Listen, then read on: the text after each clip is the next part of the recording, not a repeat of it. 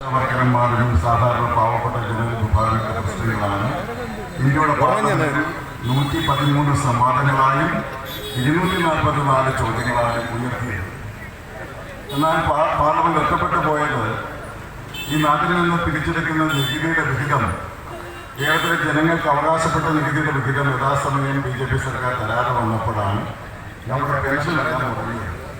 അതുകൊണ്ട് കേരളത്തിന്റെ അർഹമായ നികുതി എത്രയും വേഗം തരണമെന്ന് ആവശ്യപ്പെട്ട് ഞാൻ പാർലമെന്റ് ശബ്ദം ഉയർത്തിയപ്പോൾ എന്നോടൊപ്പം ചേർന്ന് കേരളത്തിന് വേണ്ടി വാദിക്കേണ്ടിയിരുന്ന, കേരളത്തിന് വേണ്ടി പൊരുതേണ്ടിയിരുന്ന കോൺഗ്രസിന്റെ എംപിമാർ ആരും തന്നെ കേരളത്തിന് വേണ്ടി വാദിച്ചുമില്ല, ചോദിച്ചുമില്ല, സംസാരിച്ചുമില്ല.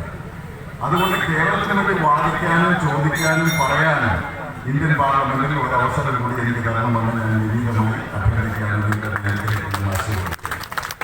വികസന കാര്യങ്ങളെല്ലാം നാളെ മറ്റന്നാളൊക്കെ വീടുകളിൽ അച്ചടിച്ചു തരും. അതെല്ലാം ഒന്നിനു പുറകെ കായംകുളം റെയിൽവേ സ്റ്റേഷന് 8.5 കോടി രൂപ മുടക്കിയാണ് നിർമ്മിച്ചുകൊണ്ടിരിക്കുന്നത്. കായംകുളം മുതൽ എറണാകുളം വരെ പാതയെത്തിക്കാൻ 2660 കോടി രൂപ അനുവദിച്ചിട്ടുണ്ട്. ഇതെല്ലാം നടക്കുകയാണ്. വിശദാംശങ്ങൾ പിന്നീട് പറയാം. നമുക്ക് നിങ്ങളെല്ലാം അറിയിക്കുന്നതാണ്. ഇന്ന് മറ്റ് കാര്യങ്ങളിലേക്കൊന്നും കിടക്കില്ല. നിങ്ങളെല്ലാവരും എനിക്ക് വോട്ട് ചെയ്യുന്നൊരു ഉറപ്പുണ്ട്. പക്ഷേ നമ്മുടെ മാത്രം വോട്ട് കൊണ്ട് നമുക്ക് ഭൂരിപക്ഷം വർദ്ധിപ്പിക്കാൻ കഴിയില്ല.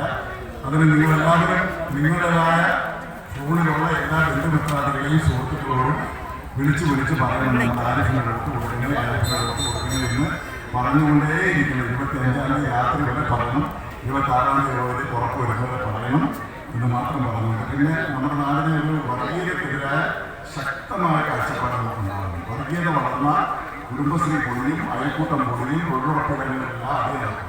അതുകൊണ്ട് വർഗീയ ശക്തികളെ ഒരു കാരണവശാലും നമ്മുടെ കുടുംബങ്ങളിൽ ഒരിടത്ത് പോലും വർഗീയ ശക്തികൾക്ക് പോകാതെ നോക്കിയും വേണം